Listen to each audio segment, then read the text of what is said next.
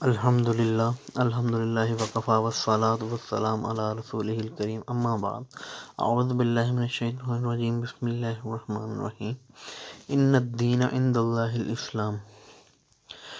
تو اس آیت میں اللہ تعالیٰ نے جو ایک بہت بڑی حقیقت کا انکشاف کیا ہے وہ یہ ہے کہ بے شک دین جو ہے وہ اللہ تعالیٰ کے نزدیک اسلام ہی ہے۔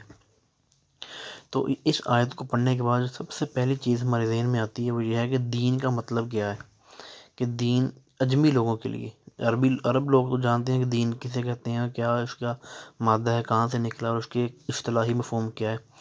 تو اجمی بندے کے ذہن میں سوال آتا ہے کہ دین کیا چیز ہے۔ تو دین کی تشریح آپ نے اگر دیکھنی ہو اردو تفسیر میں تو تفہیم القرآن میں مولانا مودودی رحمۃ اللہ علیہ نے بڑی اچھی تشریح کی ہے دین کی، اور انہوں نے کنکلوژن نکالا ہے، ایک نتیجہ نکالا ہے وہ یہ کہ دین اصل میں ایک زندگی گزارنے کا طریقہ ہے۔ تو اللہ تعالیٰ نے اس آیت میں یہ فرمایا کہ بے شک زندگی گزارنے کا طریقہ جو ہے نا اللہ تعالیٰ کے نزدیک وہ صرف اور صرف اسلام ہے۔ تو اس سے پتہ چلا کہ اسلام صرف چند عبادات کا مجموعہ نہیں ہے۔ ہمارے ہاں جو عام تصور ہے وہ یہ ہے کہ جو بندہ 5 وقت کا نمازی ہے، روزے رکھتا ہے، زکوٰۃ اگر ہے تو دے دیتا ہے، واجب حج ہے تو واجب تو کر لیتا ہے، تو جناب وہ دیندار۔ لیکن اللہ تعالیٰ کی نظر میں وہ آدمی دیندار نہیں ہے۔ اللہ تعالیٰ نے ایک کمپلیٹ کوڈ آف لائف جسے کہتے ہیں نا وہ ہے دین۔ اللہ تعالیٰ نے اس کی ڈیمانڈ کی ہے کہ وہ دین اسلام ہے، اور اس کے مطابق چلو گے تو دیندار کہلاؤ گے، تو متقین میں شامل ہوگے، ورنہ نہیں۔ ورنہ آپ کتنی باتیں کرتے ہیں، آپ کے دین جو ناقص ہوگا، اس میں نقص ہوگا۔ اسی طرح اللہ تعالیٰ نے دوسری جگہ پر فرمایا وَمَن يَبْتَغِ غَيْرَ الْإِسْلَامِ دِينًا فَلَن يُقْبَلَ مِنْهُ، جو اسلام کے علاوہ کوئی اور رفتہ، کوئی اور زندگی گزارنے کا طریقہ، کوئی اور دین تلاش کرے گا تو ہرگز قبول نہیں کیا جائے گا۔ تو اس سے پتہ چلا کہ اسلام صرف چند عبادت کا مجموعہ نہیں بلکہ ایک کمپلیٹ کوڈ آف لائف، ایک پوری زندگی گزارنے کا طریقہ ہے۔ اب آپ خود سوچیں کہ کیا زندگی میں صرف عبادتیں ہی سب کچھ ہوتا ہے؟ کیا زندگی میں معاملات نہیں ہوتے، معاشی معاملات؟ کیا زندگی میں معاشرت نہیں ہوتی، لوگوں کے ساتھ کیسے ملنا جلنا ہے، کیسے برتاؤ کرنا ہے؟ کیا زندگی میں سیاست نہیں ہوتی؟ اب بہت سارے، میں ان کو لا علمی کہہ سکتا ہوں اپنے بھائیوں کو، جو کہتے ہیں کہ اسلام میں سیاست کا کوئی تصور نہیں ہے، انتہائی جسے کہتے ہیں جاہل تو نہیں کہنا چاہیے لیکن انتہائی کم علمی والی بات ہے کہ ایک طرف کہتے ہیں کہ Islam is a complete code of life, اور دوسری طرف یہ کہتے ہیں کہ دین جو ہے اسلام نے ہمیں سیاست نہیں سکھائی۔ یہ ہوتا ہے، اگر اسلام کمپلیٹ کوڈ آف لائف ہے تو کمپلیٹ کوڈ آف لائف میں پولیٹکس بھی آتی ہے۔ تو جب کمپلیٹ کوڈ آف لائف اسلام ہوا تو مطلب اسلام نے پولیٹکس بھی سکھائی ہے۔ تو وہ مطلب اسلام سے ہٹ کے کوئی سیاسی نظام تجویز کرتے ہیں، قرآن پاک سے رہنمائی لیے بغیر، احادیث سے رہنمائی لیے بغیر۔ وہ کہتے ہیں اسلام کا تعلق ہی کوئی نہیں سیاست سے۔ تو علامہ اقبال کا شعر بڑا مشہور ہے ماشاء اللہ، بڑا تیر جسے کہتے ہیں نشانے پہ، وہ یہ ہے کہ جدا ہو دین سیاست سے تو رہ جاتی ہے چنگیزی۔ تو بالکل ایسے ہی ہے۔ تو بات یہ ہے کہ اللہ تعالیٰ نے صرف ہمیں باتیں کرنا نہیں سکھائیں، اللہ تعالیٰ نے ہمیں سیاست کیسے کرنی ہے یہ بھی سکھایا، اللہ تعالیٰ نے لوگوں کے ساتھ ملنا جلنا کیسے ہے یہ بھی سکھایا، اور اللہ تعالیٰ نے ہمیں معاملات کیسے کرنے ہیں، معاشی معاملات، وہ بھی سکھایا ہے۔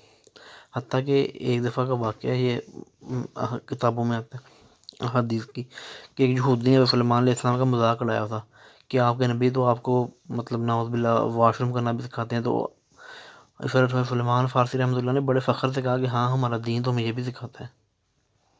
آپ کتاب صحیح بخاری کی پڑھنا شروع کریں، کتاب الطہارت، کتاب الطہارت کا کتاب الوضو، وضو کے بعد ہے اتنے باب آتے ہیں کہ ایک ایک چیز جو واضح کی ہے اللہ تعالیٰ نے۔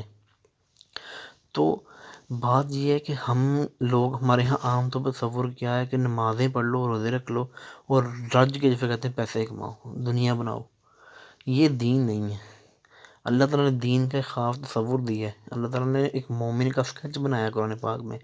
وہ اسکیچ یہ ہے کہ وہ معاش جو ہے وہ اپنی ضرورت کا کماتا ہے، باقی ٹائم وہ اللہ تعالیٰ کی بات کو دیتا ہے۔ وہ بہت سارے پہلو ہیں جن میں ہم ناقص ہیں۔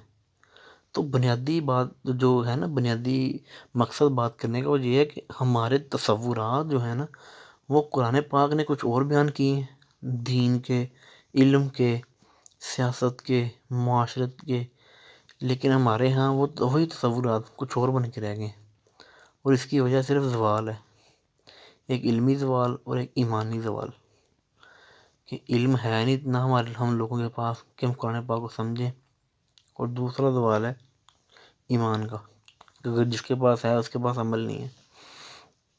تو سب سے پہلا کام جو ہم نے کیا کرنا ہے وہ ہے قرآن پاک کو سمجھنا، فہم القرآن، کہ اللہ تعالیٰ ہم سے کہنا کیا چاہتے ہیں۔ اللہ تعالیٰ نے جو ہمیں تصورات دی ہیں زندگی کے، کیا ہمارے ہاں وہی تصورات ہیں؟ اللہ تعالیٰ نے ہمیں توکل کے، اللہ تعالیٰ نے ہمیں فیوچر پلاننگ کے، اللہ تعالیٰ نے ہمیں جتنے بھی ہماری زندگی کے اونچ نیچ نشیب و فراز ہیں ان میں کیسا برتاؤ کرنا ہے، ان کے جو تصورات دیے ہیں کیا وہ ہمارے ہاں ہیں؟ وہ ہمارے ہاں نہیں ہے، بالکل بھی نہیں ہے۔ تو سب سے پہلی چیز جو ہمارے ڈائر نیڈ جسے کہتے ہیں نا، وہ یہ ہے قرآن پاک کو سمجھنا۔ اور قرآن پاک سمجھنے کے دوران یا قرآن پاک سمجھنے کے لیے جو سب سے بڑا بیریئر، سب سے بڑی مشکل جو ہماری راہ میں رکاوٹ ہے وہ ہے ہمارا عربی زبان سے ناواقفیت۔ دیکھیں امام شافعی کا قول اور مسئلہ یہ ہے کہ عربی زبان کی تحصیل اور عربی زبان کا حاصل کرنا یہ فرض ہے۔ اس کی وجہ یہ وہ کہتے ہیں کہ جب قرآن پاک ہی عربی زبان میں نازل ہوا، اِنَّا أَنزَلْنَاهُ قُرْآنًا عَرَبِيًّا لَعَلَّكُمْ تَعْقِلُونَ، ہم نے اس کو عربی زبان میں نازل کیا تاکہ تم سمجھ سکو۔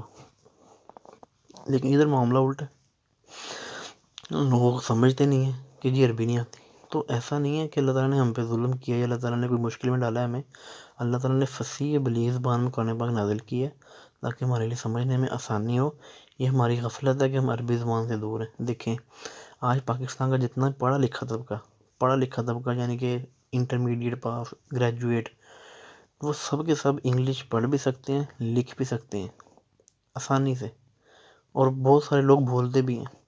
لیکن کیا ہم یہ دعوے سے کہہ سکتے ہیں کہ ہمارا ہر گریجویٹ یا ہر ہمارا انٹرمیڈیٹ پاس کوئی لڑکا لڑکی عربی کو جانتا ہے، سمجھتا ہے، تو وہ آٹے میں نمک کے برابر ہوں گے؟ تو یہ فرق ہے ہمارا تعلیم کا، اور ہیں ہم کہنے کو مسلمان۔ تو سب سے پہلی چیز جو ہے وہ ہمارا ہے عربی زبان کا حصول، تاکہ ہم قرآن پاک کی تہہ تک پہنچ سکیں، ہم قرآن پاک کی وہ روح محسوس کر سکیں جو عربوں کو اس وقت محسوس ہوئی تھی، اور وہ قرآن پاک سنتے ہی ایمان لے آتے تھے۔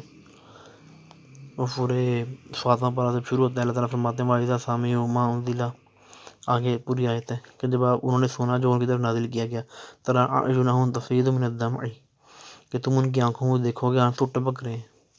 لیکن ہماری کبھی ایسی کیفیت کیوں نہیں ہوئی؟ اس کی وجہ یہ ہے کہ ہم سمجھتے نہیں ہیں کہ توحید کا جب بیان چل رہا ہوتا ہے ہمیں سمجھ ہی نہیں آ رہی ہوتی، جب رسالت کا آخرت کے آیات چل رہی ہوتی ہیں ہمیں سمجھ نہیں آ رہی ہوتی۔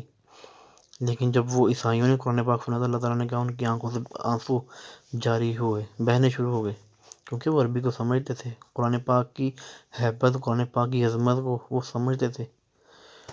تو سب سے پہلا جو ہے نا کام ہمیں انشاءاللہ ایسے مسلمان ہونے کے ناطے اگر ہم نے ابھی تک نہیں کیا، وہ یہ ہے کہ عربی زبان کا حصول جو ہے وہ لازم کریں اپنے آپ پر۔ اور اب تو مشکل بھی کوئی نہیں ہے، آن لائن اتنے پلیٹ فارم ہیں جو عربی زبان سکھاتے ہیں، الحمدللہ آپ 2-3 ماہ میں قرآن پاک سمجھنا شروع کر دیتے ہیں الحمدللہ، صرف دن میں سے چند گھنٹوں کی بات ہے۔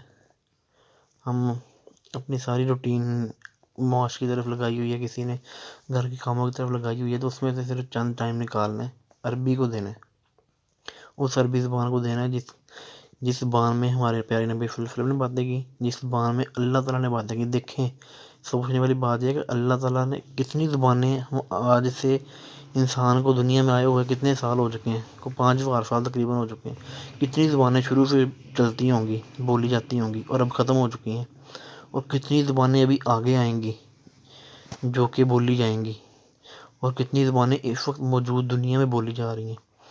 اندازہ ہے کم از کم 6,000 بولیاں اس وقت موجود بولی جا رہی ہیں دنیا میں۔ لیکن اتنی زبانوں کے باوجود اللہ تعالیٰ نے صرف ایک زبان کو انتخاب کیا، عربی۔